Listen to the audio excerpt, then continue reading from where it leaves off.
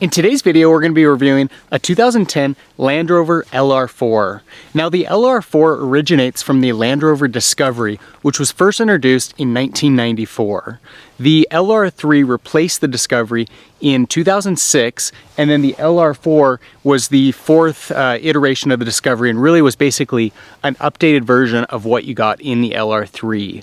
Today, Land Rover has gone back to the Discovery designation with its 5th generation model. So the LR4 is designed to appeal to a more mainstream audience than what you get with the more expensive, higher-end Land Rover Range Rover.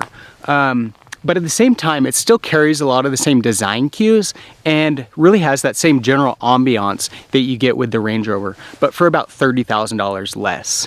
The base price of the LR4 comes in at about $48,000, and with that you get leather seating, power sunroof, and dual zone climate control.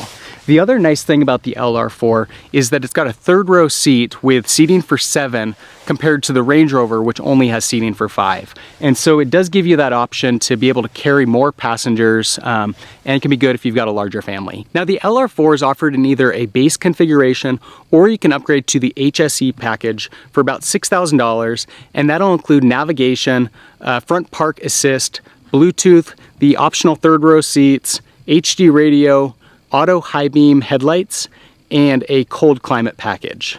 Comparing the LR3 to the LR4, the main changes that you're going to see are mechanical, with improvements to address reliability issues, an improved engine and gearbox, and refined brakes and suspension.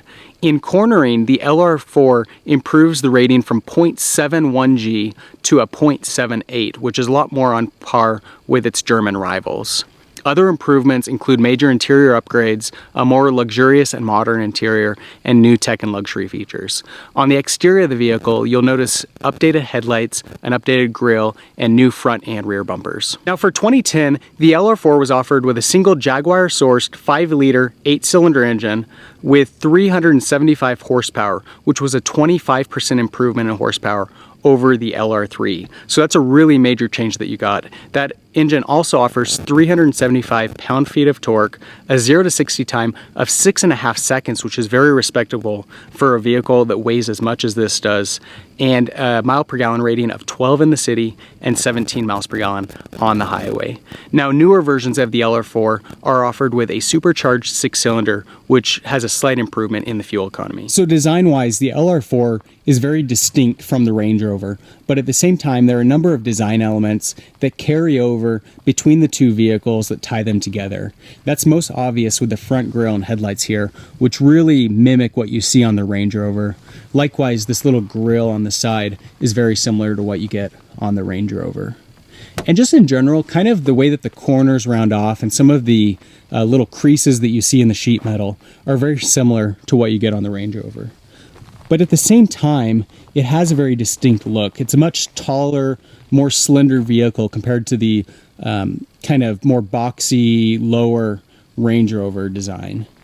And that's kind of a tribute to the earlier, first and second generation Discoveries, which had the very distinct rear window here, which was separated. You had a lower window down below and a kind of thinner window up above, which I was sad to see leave the lineup with the introduction of the LR3. But at the same time, it's a progression on that original design and does give it a little bit more modern look in many sense. The LR4 really does set itself apart styling-wise as a very unique offering in this category. There's really nothing else on the market that looks much like it. Obviously, as I was saying, the Range Rover has some similar design cues, but from other brands on the market, there's nothing else that really looks anything like the LR4.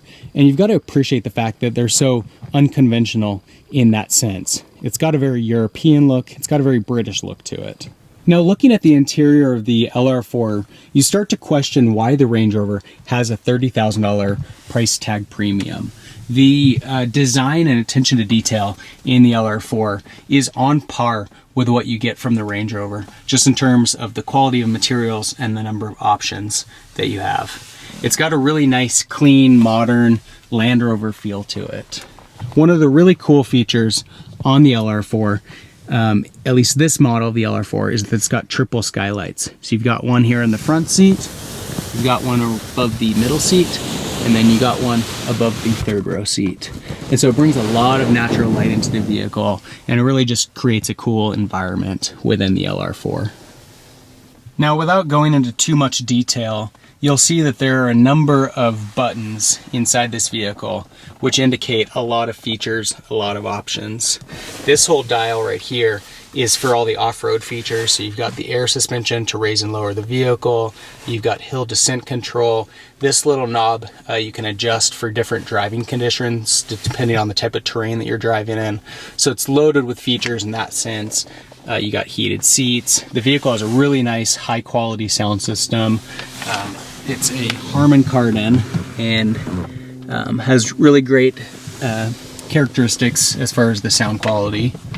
And just throughout the vehicle, everything is really well thought out and really nice high quality features. So jumping into the back seat of the LR4, you can see that there's plenty of space, lots of legroom, lots of headroom. The design of the LR4 dictates that there's more headroom than you could possibly need. But just in general, the environment in this back seat is really nice. Now, I mentioned the HSE package has that climate option, so that includes the heated seats. You get rear heated seats in the HSE package, which is really nice for those rear passengers.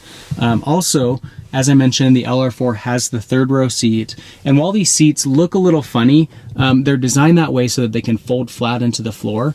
And while they do look funny, they're actually fairly comfortable, and there's still plenty of space for a tall passenger in the back. So again, because of the design of the vehicle, you've got plenty of headroom, but then as far as legroom, there's quite a bit back there. I'm 5'10", and I can sit back there with plenty of leftover legroom. So these back seats actually fold down into this little cargo space of the floor. A pretty unique setup on how they work. So this little strap here, you just pull on, and then by pulling this lever up here, loosens this top section of the seat, and this guy folds down. Now I also needed to push this guy down into the seat. So a little tricky to do with one hand, but very easy if you've got two. And then that folds down flat into the floor, giving you plenty of cargo capacity in the rear. Now jumping around to the back, this is kind of a unique feature on the LR4. The top portion of the back door opens up while this lower portion closes down like a tailgate. You can see plenty of cargo capacity in the back. Again, because of the tall, thin profile of the LR4, a lot of cargo capacity going up. So when you have both of those seats folded down in that back third row, you get a huge amount of cargo capacity. Now, being that this is an off-road vehicle, there have got to be cool, high-tech off-road features, and one really neat feature on the vehicle is that it's got a surround camera system that allows you to identify objects when off-roading.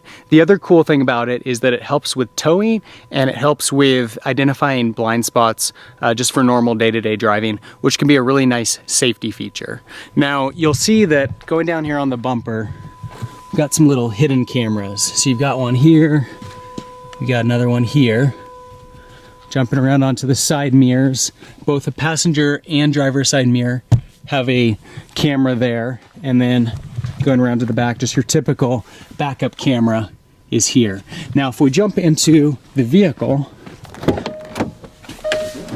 and we go to just push the home button, there's a button here that says cameras.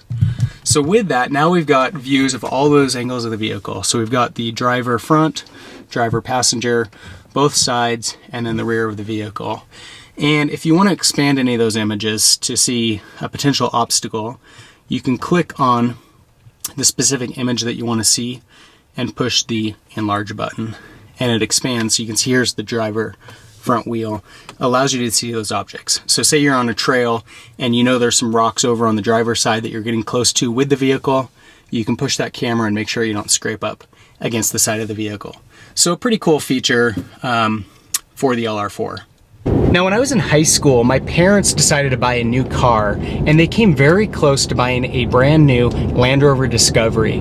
And the main thing that deterred them at the last minute was that it really wasn't a very comfortable vehicle, and the driving characteristics weren't great. It really felt like an old-fashioned SUV, pickup.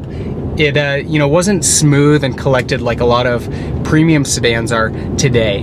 And with the LR4, that's completely different. The LR4 has a really nice quiet cabin. The seats are very comfortable.